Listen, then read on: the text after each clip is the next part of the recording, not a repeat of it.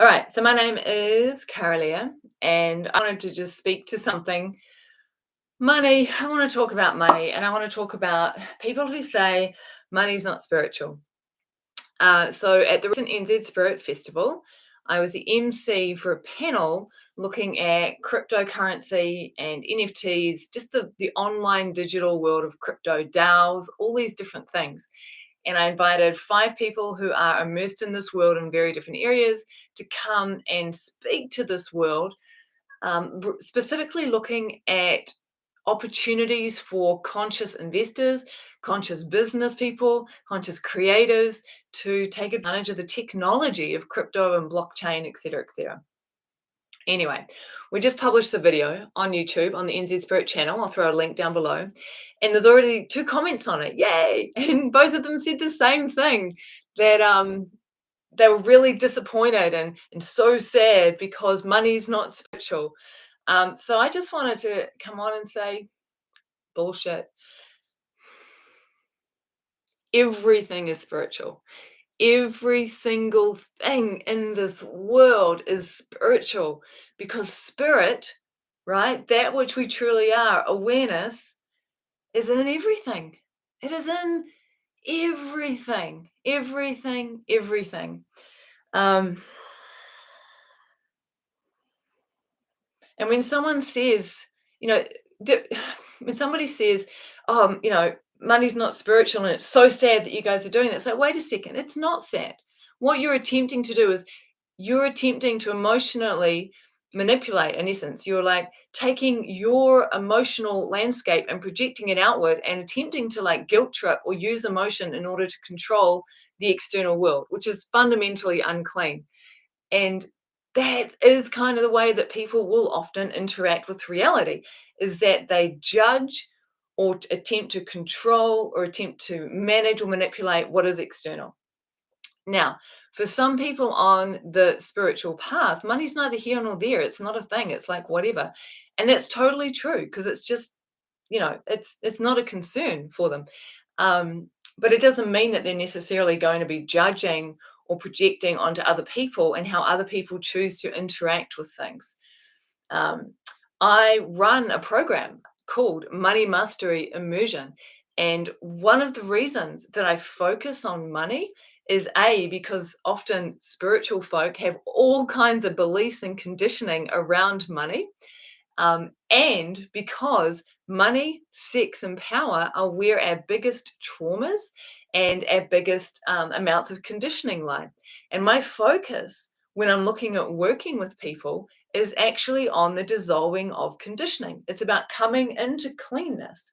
Because when we are clean as such, what that means is we no longer judge the external. That's good. That's bad. Very bad. It's more like, oh, this is just what's happening, and I choose to engage with this, and I choose not to engage with that. Right. So going into money brings people's shit up. So it makes it like this incredibly powerful way to go into conditioning and to recognize all of the different beliefs that we might have had installed throughout our lifetime in order to dissolve that conditioning. Now, the dissolving of conditioning is what leads to liberation. It's part of the liberation process. And you also have to be focused on the awakening side of the equation. The awakening side of the equation is when there is a shift and identification from identifying with the body, mind, thoughts, feelings, memories, history, past, I am this, I am that, I'm an angry person. That's identification. To identifying with awareness, to just knowing oneself as awareness. And when that begins to happen, there will still be conditioning playing out. There'll still be patterns playing out. Anger will still arise, but there won't be that identification with the anger anymore. And when that identification with the anger starts to unhook, then it becomes far easier to more skillfully work with anger, for example. Anyway, coming back to money and spirituality. If someone says money's not spiritual, the first question I would want to ask that person, and for those of you watching, feel free to jump in with a question or a comment on this. The first question I ask is, what do you mean by spirituality? What is that for you? So that's a question, because in order for us to have a conversation, we need to know what spirituality is. We obviously know what money is, right? Money is a medium of exchange. It's how, if I want to buy a book from the bookshop, right? So I want to take my energy and give it to them in exchange for their energy, which is coming in book form, and I exchange it with money because, you know, I could take the oranges from my tree in the backyard as a way to exchange, but unless they really want oranges, they're probably going to go, yeah, no, we'd prefer some cash. So money is simply a medium of exchange, right? Really simple. So that's money. What's spirituality though? What is that? Because what you might think it is, or what this person might think it is, or what I think it is, are probably quite different. For me, this is what it means. It's the recognition, the realization, the embodiment of spirit. It's knowing oneself as nothing more, nothing less than awareness, right? And then, so in classical Tantra, we talk about awareness or consciousness, and then there is energy, movement, and those two things intertwine and allow for expression through the material form.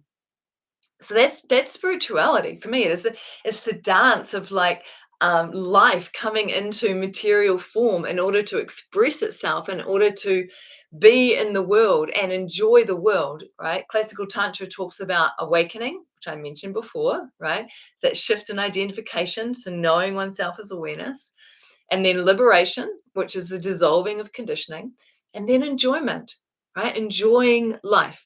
And so, for example, if I want to go out for dinner, I'm going to need some money to pay for dinner, right? Now, if I'm spiritual, because I'm orientated to awareness, I know myself as awareness, I'm focusing on liberating myself from conditioning so that I can respond to the moment as it is, rather than playing out traumas and patterns and wounding and karma from the past. I'm still going to need money, even though I'm spiritual, in order to pay for dinner, right?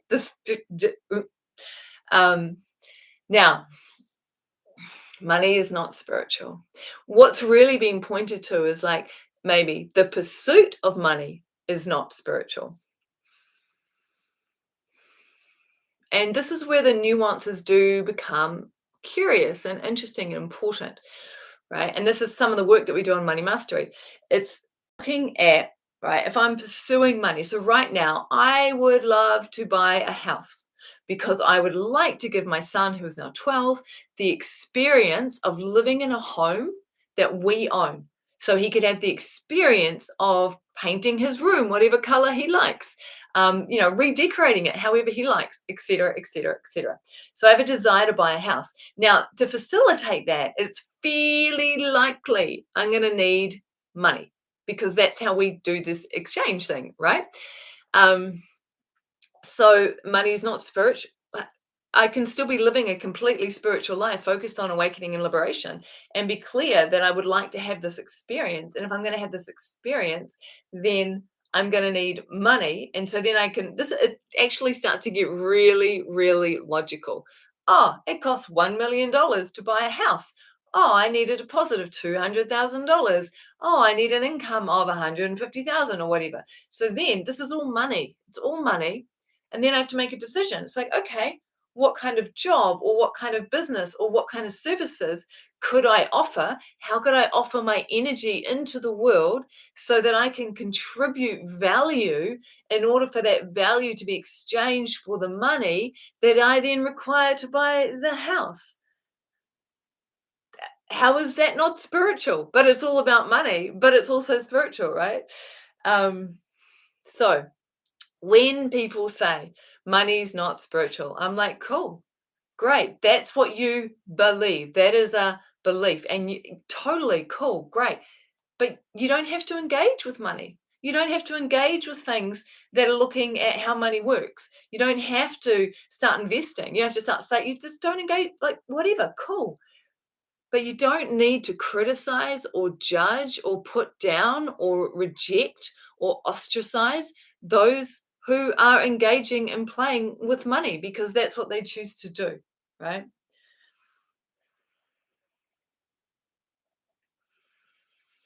Now, another point on this, and I think there's in the Bible, it's like it says that money is the root of all evil.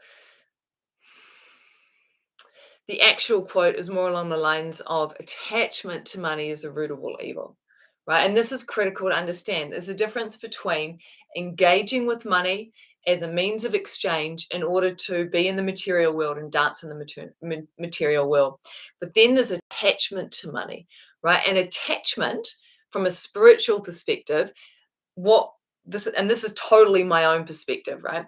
In my world, spirituality means identifying attachments and dissolving them, identifying aversions and turning toward them, right? So if attachment to money was to start to show up in my world, then I would definitely look at that, and I would definitely focus on dissolving the attachment, because all attachments and aversion take me away from center, take me away from alignment.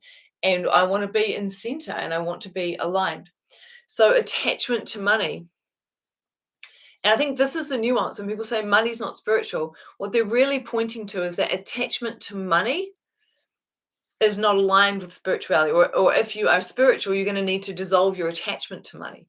And that's the subtlety of it. And it's understanding that there's nothing wrong with money. It's just a medium of exchange. It's just how things unfold in the world. You know, we contribute and we receive. We contribute and we receive. Um, but when there's attachment to money, then we might start to make decisions based on that. So, for example, you know, if someone turned around and offered me a salary of $200,000, but I had to do something that was against my values, right? Say it was working for a fake news site, because one of my values is truth. Now, if there's attachment to money, then all of a sudden the lure of that money, oh, I could buy my house. I'm just going to reject my values and I'm going to do that thing. I've left center. I've allowed the attachment to influence me and take me away from center. And that's going to have certain consequences. But you know what? Even that is spiritual, because it's just what's happening. It's just what's playing out, and then it can be attended to. Um, okay, I think I've said enough on this. There's a few of you watching. If you want to throw down a comment or ask any questions about money, spirituality, feel free to do so.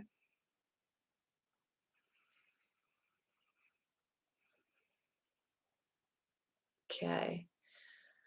And if you want support to identify and uninstall your conditioning around money, check out Money Immersion, the Money Mastery Immersion on my website. I'll throw a link down below. Alrighty, blessings to you all. Just wanted to drop in, say those things, and would love to know, those of you watching the recording later on, what's your vibe on it? What's your feeling on it?